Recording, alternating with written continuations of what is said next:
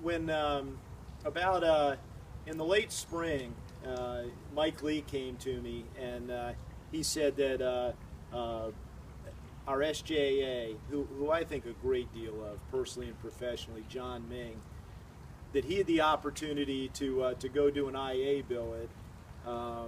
And what did I think of that? Because that would cause us to be gapped. And it was kind of a perfect storm to where he'd be leaving a little bit early, and then his replacement, Jeff Munoz, they were holding on to with a grip of death. So I think we were talking about, Mike, a gap of several months. And John Ming had worked so hard, soldiered well for 3 straight years. I didn't feel like we could deny him that, but I was concerned about it. We got a great 2IC over there, very very capable major, but this is very much a varsity legal billet, and not just because of the legal work that's being provided from the recruiting and the recruit training side. It's kind of all the other stuff. All the stuff that keeps me off of the headlines of the Marine Corps Times, the events and the gift giving and when to use the gov. And I mean, I'm constantly getting opinions written for those folks just to make sure we stay between the left and right lateral limits. So I was ready to go ahead and do it, but I wasn't real happy about it because the SJA here is a tremendously important billet. And then at one point. John Ming and Mike Lee and at some point we transitioned to Mark Toll. He had a big hand in it.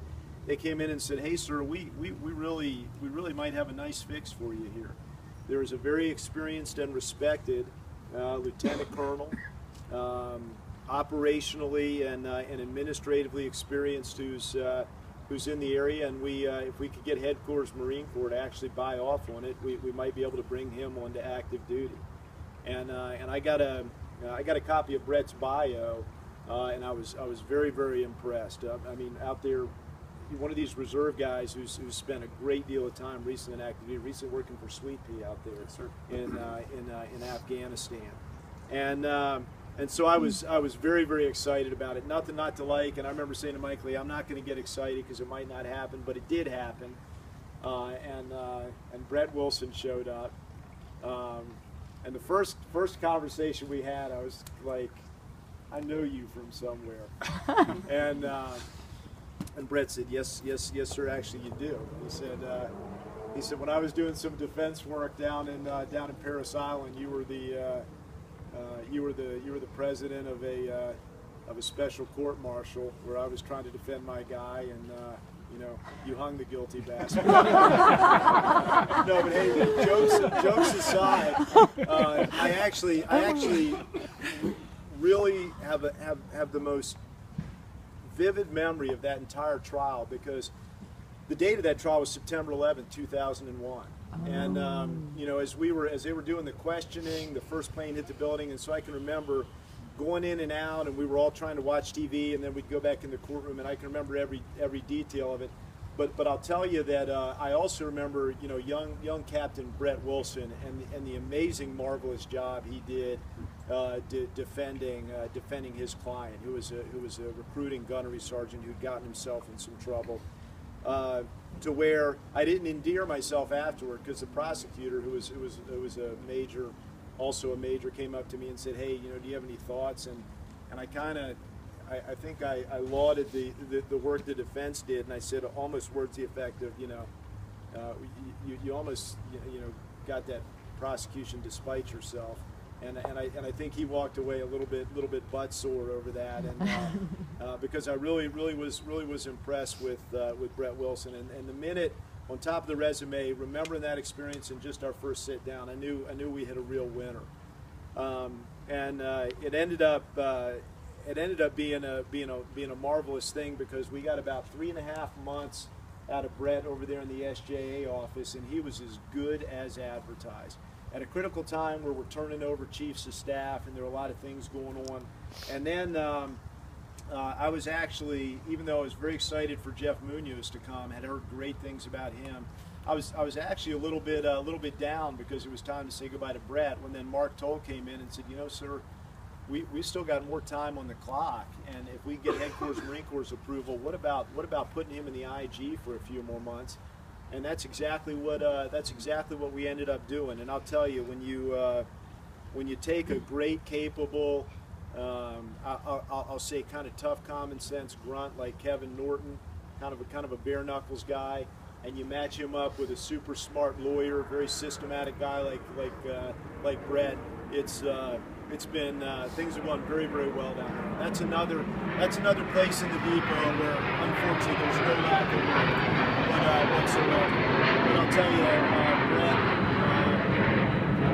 you've been a great part of this team, and you're another one. And you and Ashley, we just didn't want with you all leaving right before the holidays, we just didn't want like Joyce and Bob, you all just kind of slipping away. I know you expected nothing, but we just wanted to make sure that we pulled the team together, and we took the time to properly recognize you. So thanks for everything. And I know that thanks. Yeah. And I know Brett wasn't expecting anything, because I think in a very non-whining sort of way, he told me, yes, sir. Usually we reservists get nothing but a kick in the ass. But we also got something here for Brett. So I'll again ask the military folks to come to the position of attention, and you and I can face each other here. Department of the Navy. This is to certify that the Secretary of the Navy has awarded the Navy and Marine Corps Commendation Medal, Gold Star in lieu of second award, to Lieutenant Colonel Brett M. Wilson, United States Marine Corps, for meritorious service while serving as Staff Judge Advocate and Deputy Command Inspector, Marine Corps Recruit Depot Western Recruiting Region, San Diego, California, from 1 May 2015 to 15 November 2015. Lieutenant Colonel Wilson joined the staff during a very challenging period characterized by gapped billets and manpower turnover. His exceptional leadership skills, combined with his sound judgment, ensured mission accomplishment in both special staff sections.